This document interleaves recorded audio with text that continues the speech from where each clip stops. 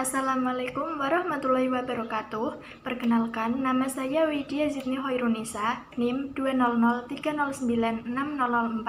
Saya dari Prodi Pendidikan Guru Madrasah Ibtidaiyah UIN Wali Songo, Semarang. Di sini saya akan mempresentasikan materi tentang fonologi. Yang pertama yaitu pengertian tentang istilah fonologi. Fonologi berasal dari bahasa Yunani, yaitu pon yang berarti bunyi, dan logos yang berarti tatanan, kata atau ilmu disebut juga tata bunyi.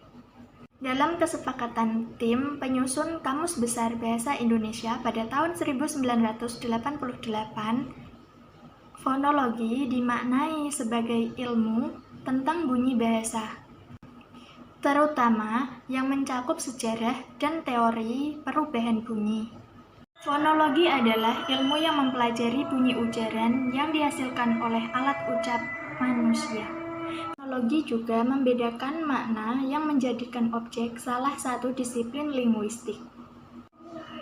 Fonologi dibagi menjadi dua, yaitu fonetik dan fonemik. Sekilas tentang fonetik dan fonemik. Fonetik merupakan ilmu tentang bunyi-bunyi ujar. Sedangkan fonemik yaitu mempelajari bunyi bahasa dengan memperhatikan fungsi bunyi tersebut sebagai pembeda makna. Kita akan mempelajari tentang fonetik. Fonetik mempelajari bunyi bahasa tanpa menghiraukan apakah bunyi-bunyi tersebut berfungsi sebagai pembeda makna atau tidak. Di dalam fonetik, bunyi bahasa dipelajari menurut perbedaan antara yang satu dengan yang lainnya. Objek kajiannya adalah fon, yakni bunyi bahasa pada umumnya. Nah, ilmu fonetik menyelidiki bunyi dari sudut pandang, tuturan, atau ujaran. Selanjutnya adalah contoh fonetik. Contohnya pada bunyi B dan P. Dalam bahasa Indonesia, posisi mulut saat mengucapkannya sama. Perbedaan dari keduanya hanyalah pada B, pita suara digetarkan, sedangkan pada P tidak digetarkan. Contoh pasangan lainnya adalah Z dan S. Z bersuara dan S nirsuara. Terdapat juga pada huruf G dan K, G bersuara dan K nirsuara, serta F dan V, F nirsuara dan V bersuara. Selanjutnya, kita akan mempelajari tentang jenis-jenis fonetik. Yang pertama yaitu fonetik organis. Fonetik ini merupakan cabang fonetik yang mempelajari mekanisme alat-alat ucap bekerja dalam menghasilkan bunyi ujaran dan bagaimana bunyi-bunyi itu diklasifikasikan. Yang kedua adalah fonetik akuistik. Dalam fonetik akuistik, mempelajari bunyi bahasa sebagai peristiwa fisis dan menyelidikinya dari segi frekuensi getaran, amplitudo intensitas, dan timbre atau kualitas bentuk suara. Gelombang-gelombang bunyi yang timbul pada saat kegiatan berbicara dan transmisi gelombang-gelombang getaran tersebut melalui udara. Contohnya, ketika kita memetik gitar, maka tali gitar akan bergetar, sehingga menyebabkan udara bergetar pula dan terjadilah bunyi yang dapat kita dengar. Selanjutnya adalah fonetik auditoris.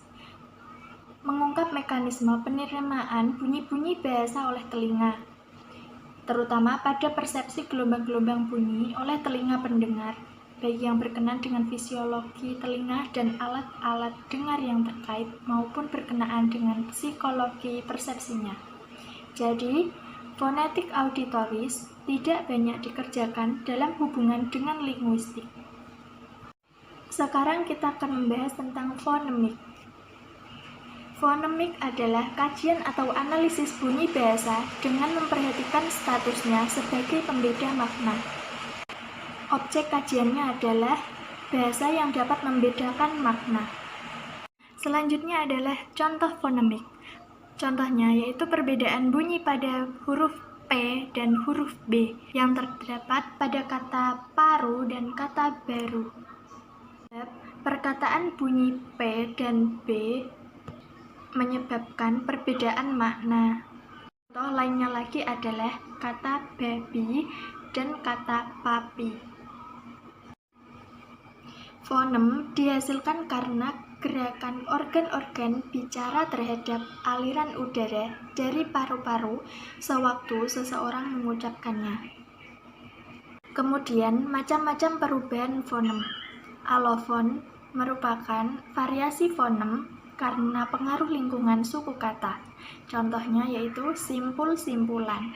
Fonem U pada kata simpul berada pada lingkungan suku tertutup dan fonem U pada kata simpulan berada pada lingkungan suku terbuka. Yang kedua, asimilasi adalah proses perubahan bunyi dari tidak sama menjadi sama atau hampir sama. Contohnya, in plus moral, immoral. Kemudian, desimilasi adalah proses perubahan bunyi yang sama menjadi tidak sama. Contohnya, sarjana menjadi sarjana. Selanjutnya adalah diftongisasi, adalah perubahan monoftong menjadi diftong. Contoh, anggota menjadi anggauta. Selanjutnya adalah monoftongisasi, adalah proses perubahan diftong menjadi monoftong. Contoh, ramai menjadi kata rame. Kemudian ada lagi cabai menjadi cabe. Dan yang terakhir adalah nasalisasi, yaitu persengawan atau proses memasukkan huruf nasal n, m, eng, nya pada satuan fonem. Contoh, me plus m plus pukul menjadi memukul. Sekian presentasi dari saya. Apabila ada yang kurang, mohon maaf. Terima kasih. Wassalamualaikum warahmatullahi wabarakatuh.